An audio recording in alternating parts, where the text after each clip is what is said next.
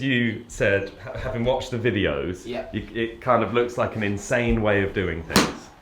It does, yeah. And know exactly what you mean, because you started to contextualise that by saying, in comparison to how you would be coached elsewhere. Yes. And I agree that it looks different and feels and is different, but I would say the other way of coaching, the sort of positional based, static stuff.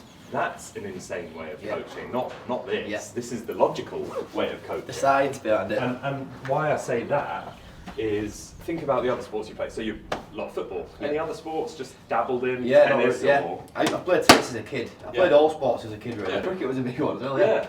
So with football and cricket, yes, there's some element of like technicalities and recognising them, but I presume you weren't on 3D monitors and on launch monitors, and you know, coach probably wasn't talking about how much we just hit a ball, trail elbow, you know, bowling arm action, elbow flexion there is a, you know, post release and all this sort of stuff. It's like golf has been so analysed to the nth degree, and that's great. Like there's a time and a place for that. For the sort of average recreational golfer, we don't need to be thinking about the technicalities of all these things, because the reason we don't need to think about it all explicitly is because the body is more than capable of achieving a solution to our intention. You understand, we get people doing all sorts of circus tricks and looking a bit maybe ridiculous to the sort of untrained eye, but actually this is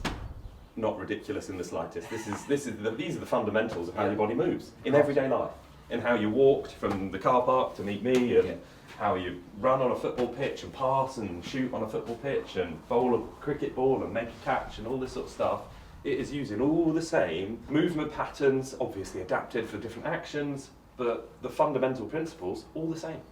All the same. I understand the fundamentals of how to draw a ball, but I seem to can't get my body into that position to do that. It always seems to be just a thing.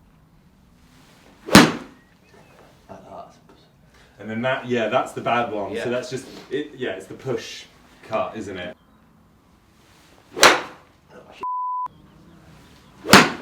What adjective would you put on the overall feeling of this swing currently?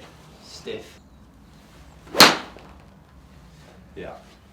So it's sequencing and tensioning in my mind, this thing.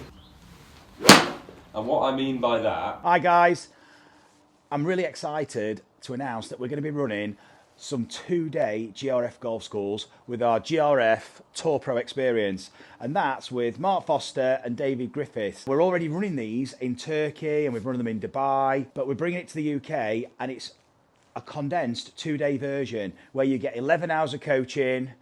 We cover full swing, in-depth GRF, using the GRF training system, the vector map, everything you see on the videos, plus short game. And then we finish it off on the golf course. You'll get to play with both Foz and Griff, them helping you manage your game and transition what we've been learning in our sessions on the golf course. It's 2 days. It's on the 13th and 14th of May. It's at West Harts Golf Club. All the details are down in the comments, so check them out, guys. And let us know if you want to join us. One place has gone already. There's only 6 places available, so please be quick and join us at West Harts. There's too much muscular tension going on, and it's denying the opportunity for energy that we're creating from the ground, because you will be creating ground reaction forces right here, right now. Everyone does, all the time, every day, walking. But it's about how that energy is flowing through the body, and where are these blockages. So that's what we need to find out. I think there's more rotation to be had, as in a transverse plane. I want to find out where potentially some other blockages. Because that left ankle is almost internally rotating as you're externally. I can't even do it. Really? Like, that's what it looks like at the moment. And when we go on the bounce pads, we'll see. So no ankle injuries, nothing serious. That's good movement, that is, and it's good ankle mobility. Fantastic. Can you go the other way now? Cool. So this is an awareness thing. This is not a function thing, in the sense that that left ankle can externally rotate, no problem whatsoever. It just doesn't in your golf swing, or it's not helping you currently in your golf swing. Feet feel funny when you come off them. It's giving you an idea of what the ground's offering you. Stability. To use and interact with. Just grab your club. You're going to get the club swinging just with your left hand only, so your trail hand. And can you just get the club and keep your grip here? Can you just get it swinging just up? Yeah. And up. So it's kind of on this vertical plane. Yeah. So at the moment, I don't want you to move much. Just use the arm to get it swinging up and down on this very vertical sort of plane. That's it. Perpetual, so no pausing at the top. That's it. Nice one. There we go. Feel the weight of the club? Yeah, light. Yeah. And then in a minute, just let me finish the instructions. So you keep swinging. You're going to rotate from the ground in the same way as you did on those balance pads. So you're going to go heel toe with your pressure, and you're going to let your pelvis rotate because of that heel toe. Nice. And you're just swinging that club up and down as you have been. And bigger rotation on the way back. And you can let the arm come away from the rib cage. Don't try and restrict it in any way. And look what's happened to the arc of this golf club. So this is just straight up and down. Yeah. Pretty much. It's ever so slight incline, but not much. And then when I start to rotate my body, look where it goes. Oh, nice. Yeah, So the depth of this swing, the sort of incline to it, we get from our body rotation, as opposed to putting it there with the arm. It's almost like the body's like, well, we don't need to help you get it in that space. You've already done it, and then you just do it with the arms. What's really tensioning your arm here now is not you placing it, it's just there's a weight that you're swinging.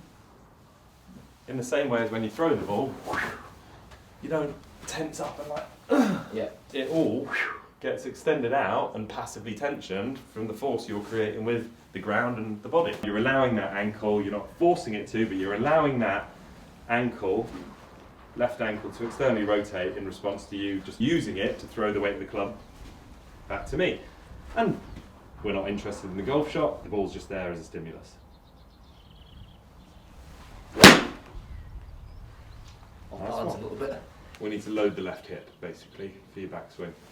Because there's not much change in elevation. Yeah. There's not much of the old drop and pop.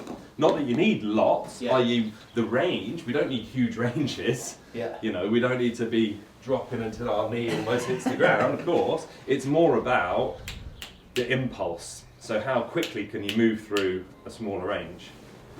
But at the moment, there's almost... there's not enough range to load the bigger muscles. And what I mean by the bigger muscles are the quads and the glutes and the hamstrings and stuff, so that we can use that to swing the club up rather than the smaller muscles of the biceps and picking it up with the arms, basically. But this is good because you're really allowing that left ankle to go. This is very different. I should have actually zoomed in with my phone and filmed it, done a little before and after just to give you a bit of visual feedback. But that's fantastic. That really is fantastic. How does it feel? It just feels like that. Movement-wise, movement-wise, the club's so much lighter. Awesome. He's at that point there, whereas if I'm there, the club head just feels like it wants to. Yeah, lighter, less inertia, easier to move. So what we're going to do now is start loading hips both ways, and what we're going to do is keep the feet facing at that ball, but we are going to tip the board that way. So we're just going to kind of sit into it a bit. Yeah. That's it. So just practice that a little bit. Just stand up on the right, really nice, tall and extended. And then we're going to sit into it, exactly. And now bring in a bit of that feeling, but obviously your feet can't twist now, can they? Because you've got the friction of the ground. So what's going to twist instead are your hips. So you've got a bit of down and up. On the way through is fantastic. See if we can get a bit more flexion and extension on the way back. So there you go. That was the one. Let's get to a golf ball, because this changes things. If it does feel a bit exaggerated and all over the shop, don't worry, because that's probably not how it's going to be in a golf swing. In fact, it looked phenomenal, to be honest. But it's probably not how it's going to be in a golf swing, because that thing tightens it all up. Yeah. And I don't mean tighten up as in muscular, I mean it tightens the ranges up. That's the one, Joe. Don't care about the golf shot, I think you pushed it. Care about loading that left hip to then unload it, and that club fires back. So you're really going to throw this club back in the backswing, like extending that left hip. Well done. Well done. Because this is going to then let us go the other way. We're starting to become, and it's working really nicely with the left ankle as well. Yeah. It's like you're loading that left hip and you're firing it from the ground, and then that ankle's just helping you rotate. It's nice to see. Really good. Ah. it was nice. The finish. Oof, that's a really nice finish, Joe. Although you just put it on your shoulder right at the end. Yeah.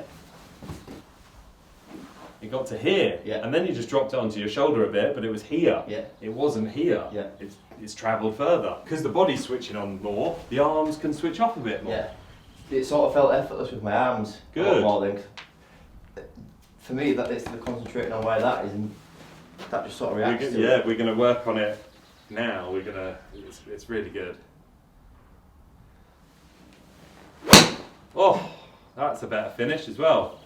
Was it a push? Yeah, just slightly. Good, but really, really good. Yeah. And I'll come back to why a push, when we're making changes, why a push might be a really good thing to see.